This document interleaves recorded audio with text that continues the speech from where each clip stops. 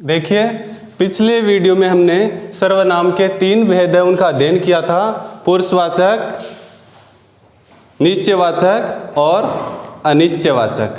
अब पुरुषवाचक ये सर्वनाम का जो चौथा भेद है वो है संबंधवाचक। संबंधवाचक सर्वनाम, ये संबंधवाचक सर्वनाम होता क्या है? यह ऐसा सर्वनाम शब्द होता है जो सर्वनाम का सर्वनाम से और सर्वनाम का संज्ञा से संबंध स्थापित करता है। तो यहाँ पर हम लिख सकते हैं, वे सर्वनाम शब्द जो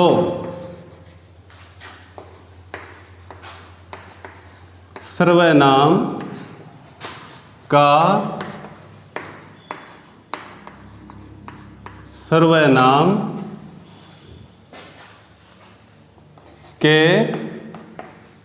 साथ या सर्वनाम का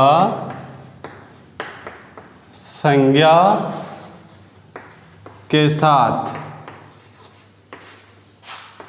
संबंध स्थापित करते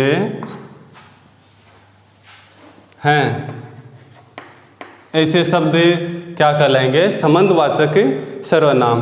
वे सर्वनाम शब्द जो सर्वनाम का सर्वनाम से और सर्वनाम का संज्ञा के साथ संबंध स्थापित करते हैं, संबंधवाचक सर्वनाम के अंतर्गत आते हैं। जैसे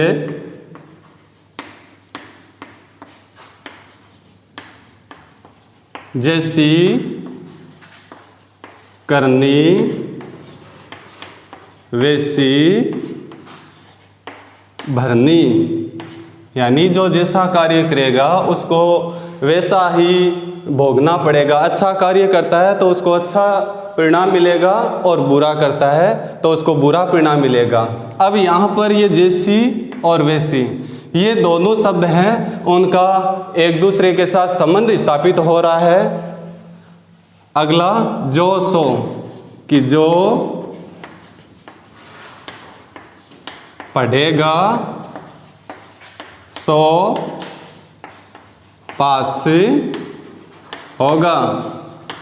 तो पढ़ाई का और अच्छे नंबरों से पास होने का दोनों का संबंध है। तो जो और सो ये दोनों शब्द है, ये संबंधवाचक सर्वनाम के अंतर्गत आते हैं।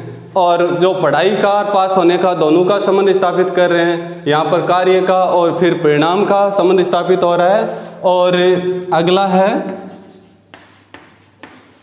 जिसकी लाठी उसकी भैंस। तो समृद्धिशाली है या फिर जो प्रभावशाली व्यक्ति है वो हर चीज़ पे काबिज होता है। तो जिसकी लाठी, तो जिसकी शब्द और उसकी, ये दोनों शब्द है वो संबंध स्थापित कर रहे हैं। और ऐसे शब्द जो संज्ञा का सर्वनाम के साथ या सर्वनाम का संज्ञा के साथ संबंध स्थापित करते हैं, संबंधवाचक सर्वनाम के अंतर्गत आते हैं। और इसके बाद में जो सर्वनाम का भेद है उसका 5वां प्रकार है, वो होगा पर्सनवाचक सर्वनाम। अब पर्सनवाचक सर्वनाम क्या होगा? पर्सन का मतलब ये है कि किसी चीज को पूछना, ठीक है। तो पर्सन से संबंधित जो शब्द हैं या पर्सन का बोध कराने वाले शब्द, पर्सन का बोध कराने वाले शब्द, पर्सन का बोध कराने वाले शब्द पर्सनवाचक सर्वनाम कहलाते हैं।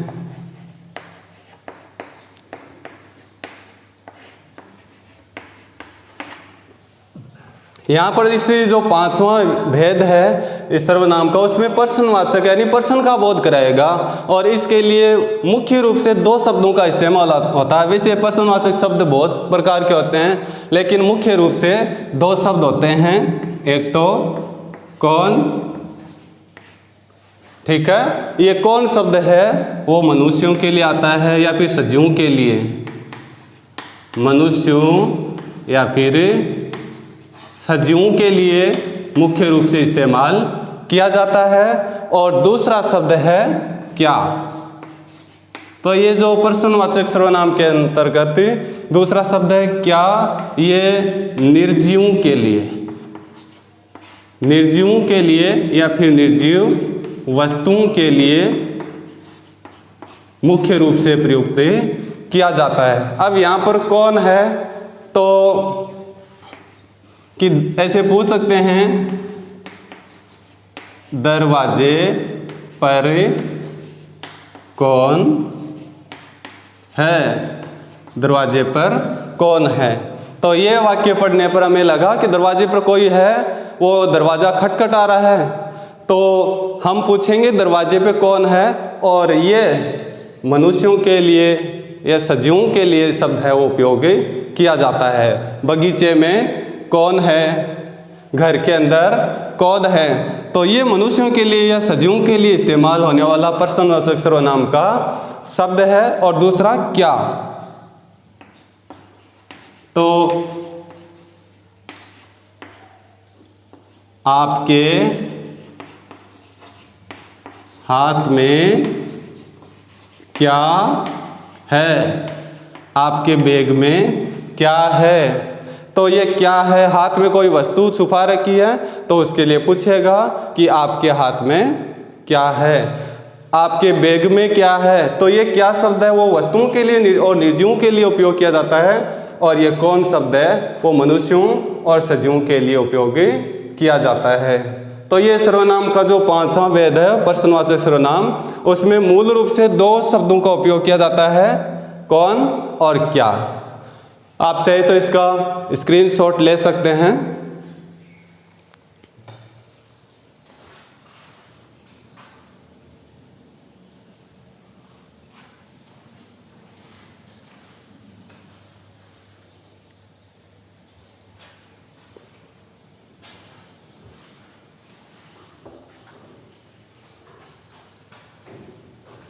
आपने स्क्रीनशॉट ले लिया। अब जो सर्वनाम है उसका अगला भेद, उसके बारे में हम अध्ययन करेंगे। व्याकरण के जो सबसे पहले अध्ययन करने वाले बिंदु होते हैं संज्ञा। संज्ञा का अध्ययन करने के बाद में हम करते हैं सर्वनाम का और फिर क्रिया। तो ये शब्दों का जो अनुशासन है व्याकरण,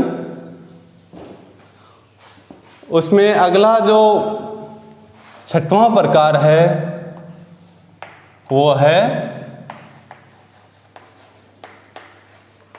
निजवाचक सर्वनाम। तो देखिए सर्वनाम का जो छठवां भेद है या प्रकार है वो निजवाचक सर्वनाम। निज का मतलब होता है अपना, स्वयं का जो निजी होता है उसके लिए निजवाचक सर्वनाम का उपयोग किया जाता है। तो निजवाचक सर्वनाम के परिभाषा, वे सर्वनाम शब्द जो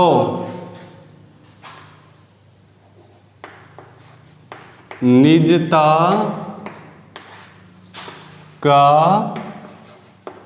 बोध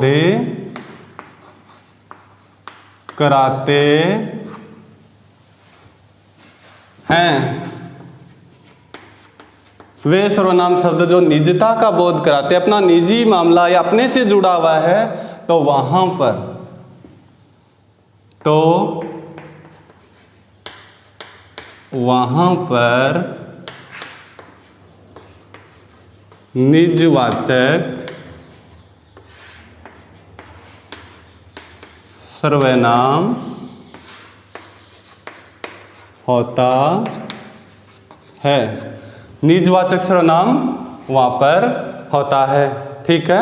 और निजवाचक सर्वनाम के लिए शब्दों का जो उपयोग करते हैं वो है एक तो आप, एक है अपने आप, और एक शब्द है स्वयं, ठीक है। जैसे मैं अपने आप घर चला जाऊंगा, ठीक है। तो मैं अपने आप घर चला जाऊंगा, तो ये जो अपने आप शब्द है वो निजता का है। और दूसरा, मैं अपना पाठ स्वयं याद कर लूँगा।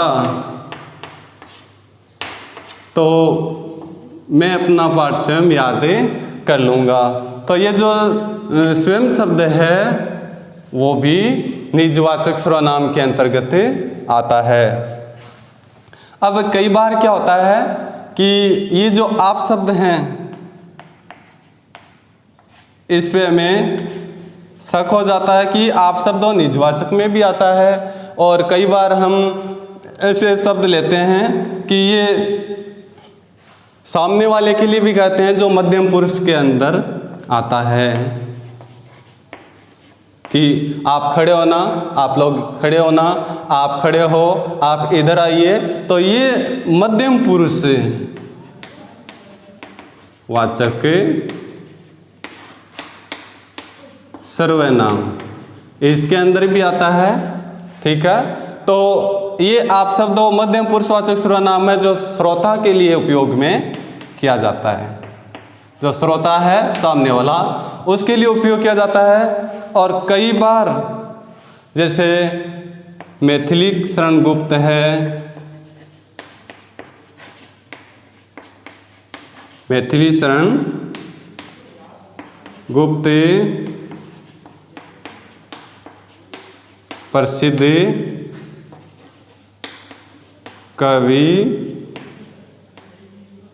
कवि थे। आपने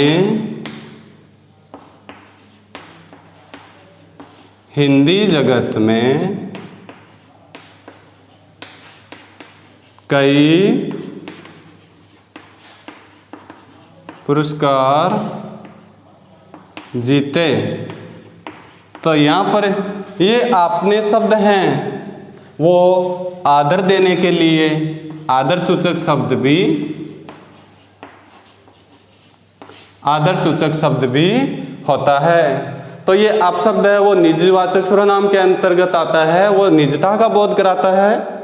मध्यम पुरुष के अंतर्गत आएगा तो श्रोता है उसके साथ संबंध स्थापित करता है। और किसी प्रसिद्ध व्यक्ति के लिए आए कि आप प्रसिद्ध लेखक थे, आपने हिंदी जगत में कई पुरस्कार जीते, तो ये आप शब्द है वो आदर देने के लिए होता है।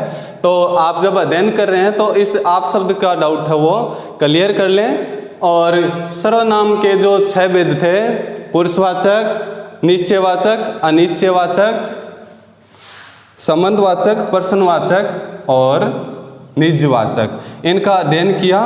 और इसके अंतर्गत जो पुरुषवाचक सर्वनाम है, पुरुषवाचक सर्वनाम है उसमें जैसे मैं है और हम, आपने पिछले वीडियो में अध्ययन किया। तो मैं है उसके रूप बदलते हैं वाक्य के अनुसार। मैं, मेरा, मेरी, मुझे, मुझको, मुझसे आदि। तो उसी प्रकार से हम शब्द हैं, इसका भी क्या होगा, हमें, हमने, हमारे आदि। इसी प्रकार तुम के लिए तुम, तुम्हारा, तुम्हें, तुमको, तुमसे आदि। इस प्रकार इनके रूप हो बदलते जाते हैं, वाक्य के अनुसार हमें अध्ययन करना होता है। तो दोस्तों, ये जो सर्वनाम है उसके 6 भेदों का हमने अध्ययन किया है। ये व्याकरण रटने की नहीं होती है, समझने की होती है, और इनकी परिभाषा, इनकी पहचान है, उसको आप ध्यान से याद करेंगे। और जो भी वाक्य आपको दिया जाता है उसमें सर्वनाम उनको खोजना, उनके बारे में जानना है। आज के लिए बस इतना ही। आप चाहे तो इसका स्क्रीनशॉट ले सकते हैं। धन्यवाद।